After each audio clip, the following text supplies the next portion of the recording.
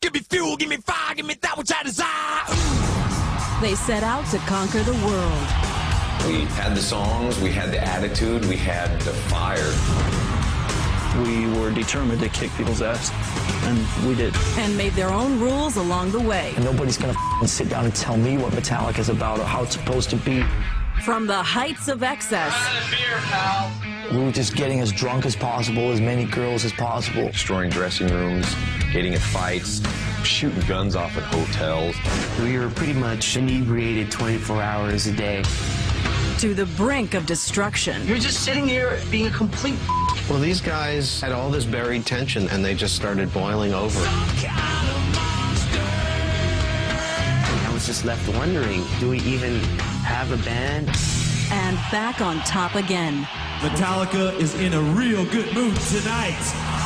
These are the stories of the world's most volatile band, told by the people who lived them.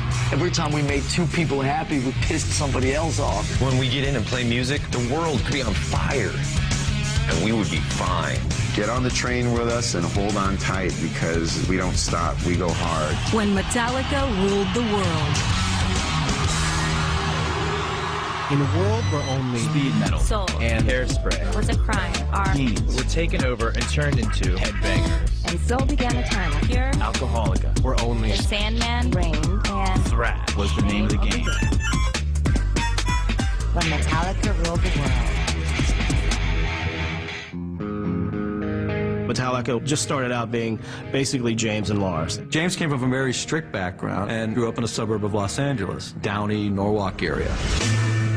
My dad left at 13, and my mom passed on when I was 16. It's like, what's going on? Everyone's just leaving me. But the music was a huge, huge savior in my life. I moved from Denmark to Southern California in August of 1980.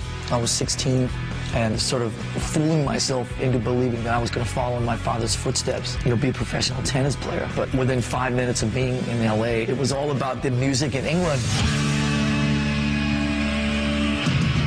The new wave of British heavy metal was just starting to explode in England. You had bands like Iron Maiden getting recognized.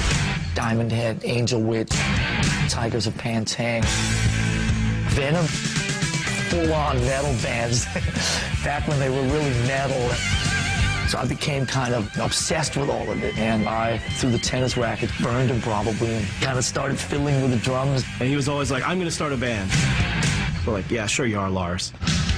I started advertising through the Recyclers classified ad newspaper in LA, where you could sell your car or find a lead singer for your band. Every week that it would come out, looking under H, for heavy metal, or M for metal, it was always him and me, and maybe a few other people. One day this guy named Hugh called up and said he was pretty into the metal stuff and he was going to come along for a jam, and he brought his friend James Hetfield along. I went to his house and whoa, man. There was a very interesting smell, a very Danish type of armpit smell. James was incredibly shy and could hardly even make eye contact, but he seemed to at least have a passion for some of the same things that I was into. His drumming was not amazing, but he had this drive. Hooking up with Lars was awesome, and we bonded a lot in the music and in the drinking as well. We worked on this song called Hit the Lights. He played bass and guitar, I played the drums, and he sang. The production wasn't good, but the song had attitude. Kind of just dirty and in your face. And we called the band Metallica, and that was really the beginning of it. The next guy that came in the band was Dave Mustaine. Dave was an amazing guitar player. He could shred. He was doing some amazing solos. He was the guy that could really play his instrument. None of the other guys really were that good, but Dave also liked to party a lot. He out-partied the rest of Metallica. It was San Francisco Metal Night at the Whiskey in L.A., and me and James went down there. Say hi to Cliff. And we looked down on the stage, we heard this wild solo going on. The there's this big mop of red hair going nuts, you know? And it was a wah sound. It's like, man, that guitar is heavy. And we look and we're counting the strings on it. Dude, that's a bass. It was this guy, Cliff Burton. Me and James had never seen anything like him. And we just looked at each other and said, we have to get this guy in our band. So we stuck around and we pulled him aside and said, you are amazing. We got to steal you. Basically, at the end of the day, he said, you know, I like you guys, but you guys are going to have to move up to San Francisco. Absolutely. We were ready to get out of L.A. L.A. sucks! Even in '82, LA still was such a pansy-ass environment for metal. Hair metal, big hair, glitzy outfits. Metallica and Red are talking about strippers and partying. Getting laid on the Sunset Strip. Metallica was completely different. They were street. It was just t-shirts, jeans, let's get down to business. Let's not screw around. And why should we change? We're on stage. You know, we're not trying to be something big and fancy, you know. We didn't fit in with the music scene in L.A. We did up in San Francisco. I mean, in L.A., you get drinks with umbrellas in them. Up in San Francisco, it's a beer can. It was a much grittier atmosphere. So we went right up there instantly. San Francisco, would you please welcome Metallica! All right. That whole scene in San Francisco at the time was just waiting for a band like that to come up there and play. They liked the music, they liked the lyrics, and they didn't have to dress a certain way. Guys like me that were wearing like my Judas Priest denim jacket painted and my scarf. Metallica's like, take that off. It's not metal.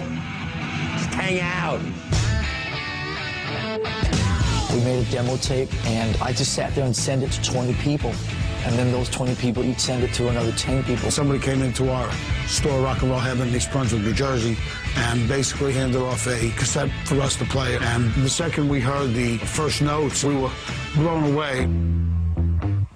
Well, Johnny Z started a record company called Megaforce and basically called them up and said, hey, if you guys come to New York, I'll do a record. So they were like, sure, let's do it. He paid for us to drive all the way out with our gear in a U-Haul trailer. He never even met us before. First thing we say to him is, hi, we're getting rid of our guitar player. On our way out to the East Coast, we were staying at connections of friends, and Dave, he was trashing their houses and just really disrespecting stuff. You know, we drank a lot. God, did we drink a lot. But Dave had a side to him when he was drunk that was not positive. I think especially Cliff thought that Dave Mustaine was just like out of his mind. It was going to bring us all down, and we had to put an end to it.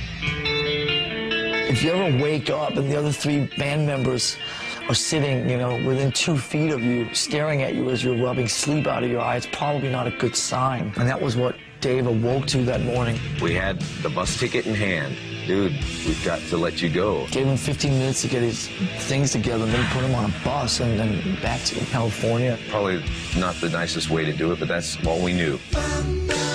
So me and James got roaringly drunk about 10 or 11 in the morning and went sightseeing. Start spreading the news. We went to the top of the Empire State Building and just started drinking. And whatever that did for us, it helped. That same night, Kirk Hammett came out from San Francisco, who was the lead guitar player of this band, Exodus. When I arrived, it was about, I'd say 7 o'clock in the evening. These guys were just getting up. And I thought, wow, I like these guys.